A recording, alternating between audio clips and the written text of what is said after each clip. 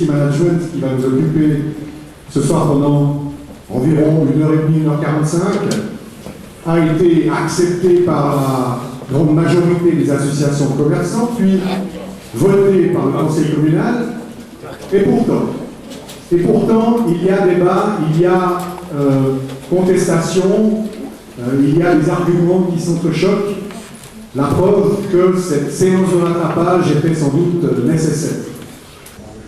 Le conseil de fondation est composé de 9 sièges, 7 pour les milieux économiques et touristiques et 2 pour la ville de Lausanne. Le conseil de fondation définit le budget annuel. Sur la base du budget, la municipalité confirme le montant de la taxe.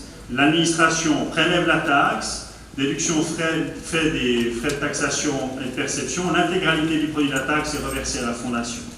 Les associations de quartier touchent entre 20 et 50% du montant de la taxe prélevée dans leur secteur ou sous-secteur.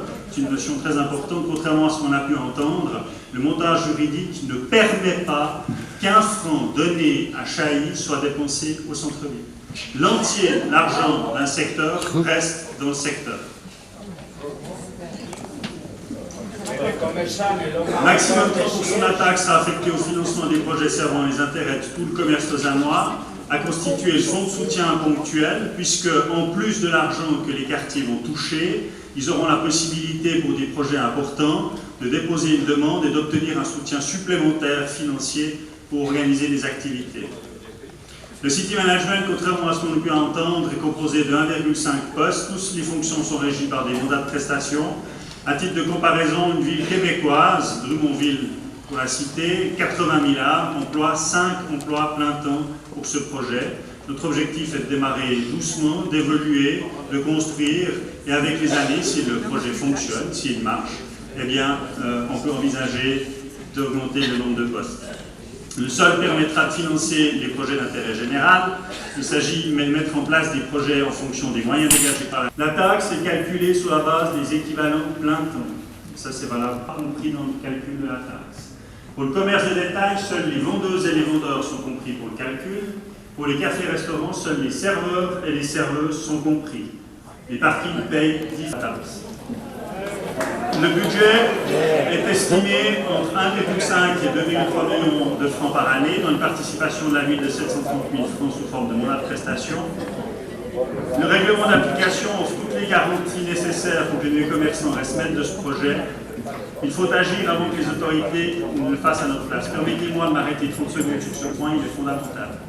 Le syndic a dit tout à l'heure, à partir du 1er janvier 2008, toutes les communes de ce canton, certains ont déjà annoncé qu'elles commenceraient au 1er janvier 2008, auront la possibilité, par le biais de la loi sur les impôts communaux, de prélever une taxe pour la promotion du commerce. Il y a une différence fondamentale entre les projets qui seront développés ailleurs et ici. C'est que nous sommes dans le bateau, nous avons la majorité au conseil de fondation et nous décidons. Et c'est sur la base du budget qu'on détermine le montant de la taxe. Ce qui signifie que si dans 2 ans, parce qu'on ne peut pas baisser les bras avant de savoir si ça fonctionne ou pas, si dans 2 ans on s'aperçoit que le projet est effectivement mauvais, comme beaucoup pensent ça dans cette salle ce soir, eh bien il suffira pour nous de ne pas déposer le budget et il n'y aura plus de taxes. Et ça,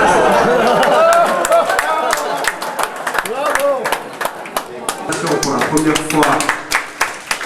Et je veux bien dire sur la manière de présenter ce city management, c'est quelque chose qui a l'air assez bien, mais on nous a mis devant un fait accompli avec une imposition et on n'a pas moyen de revenir en arrière.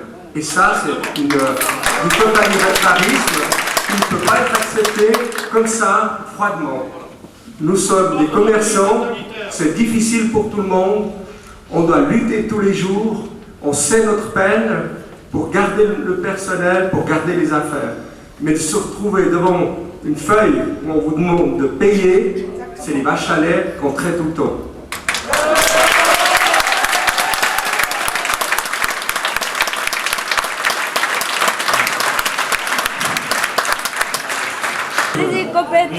Je laisse toujours environ 80 agités qui font mouche chaque fois que certains parlent se taire avant de parler. Vous êtes au moins 400 dans la salle, ce n'est pas comme ça.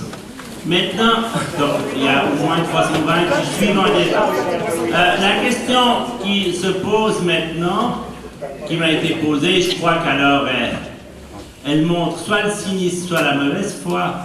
C'est évident que si vous avez un système centralisé, genre les centres où les gens payent d'office leur loyer, ben vous n'avez pas de frais de perception, ce que vous devez avoir sur une ville avec le système choisi. Et effectivement, la première année, c'est autour de 300 000, on espère descendre à 150-200 000 une fois que le système sera rodé, mais il y aura un coût. Donc il faut avoir un city manager qui soit un vrai professionnel. On a parlé de centre commercial, mais il faut que ce soit dirigé comme un centre commercial. Le city management, ça doit être une association d'origine privée, avec des statuts clairs, un cahier des charges bien défini, un comité élu par les membres et doit être dirigé par un manager expérimenté. Le city management, en tant que fondation, pour moi, elle est vouée à l'échec.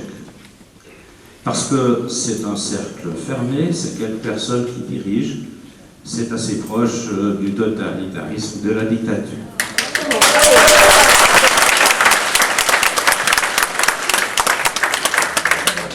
Mesdames, Galizia Claudio Bistro du Flanc. Donc je fais partie des privilégiés, comme disait M. Brella, bien que depuis 2 ans et demi, on subit des travaux de toutes sortes et qu'il n'est vraiment pas facile pour nous de travailler. Heureusement que le propriétaire nous a concédé des rabais de loyer. Donc on n'est pas si privilégié que ça. Mon premier sentiment en écoutant cette présentation, qui est très bien, c'est, premièrement, je me dis, avec tout ce que vous avez envie de faire, et les crèches, et Aquapark, la radio, la télé, ce serait 20 millions qu'il faudrait et pas 2 millions, à mon avis. Donc j'ai l'impression que la partie réalisable de ce projet sera infime. Et j'ai visité les sites internet des villes que vous avez citées, j'ai été voir au Canada, en France, un peu partout, voir ce qui s'est fait.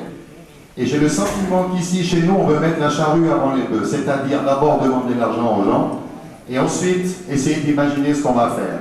Dans toutes les villes où ça marche plus ou moins bien, en premier lieu, et c'est la condition essentielle, il y a eu un effort énorme de la part de la ville, de la municipalité et des gens.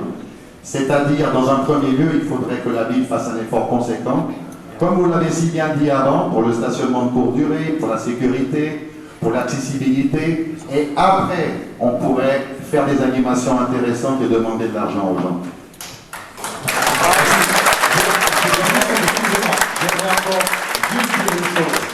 C'est que si on va un tout petit peu dans le détail, ça n'a pas été dit, mais si on regarde quelles sont vos 3 animations essentielles qui vont entamer la plus grande partie du budget, c'est Bénéfil, c'est Halloween et c'est les fêtes de Noël.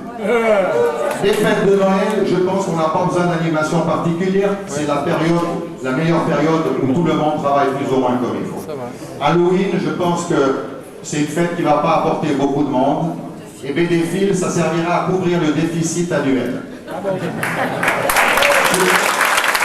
Oh, c'est faux. C'est faux pourquoi?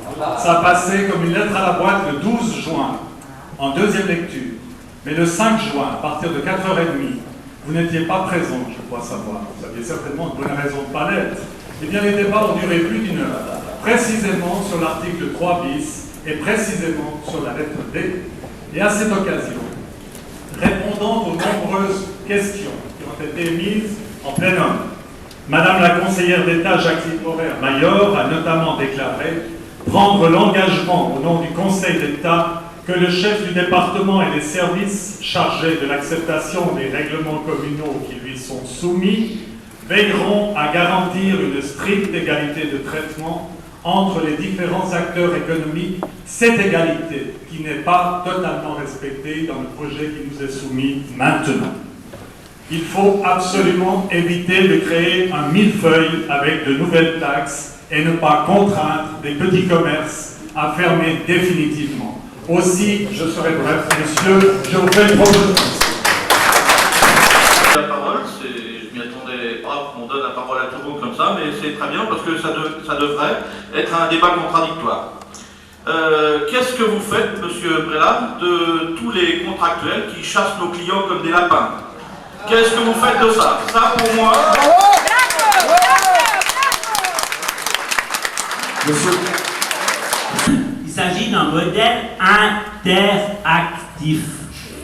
Je n'ai aucune possibilité légale pour violer mon servi d'État, ne déplaise à Castrovo, et notamment à son représentant de...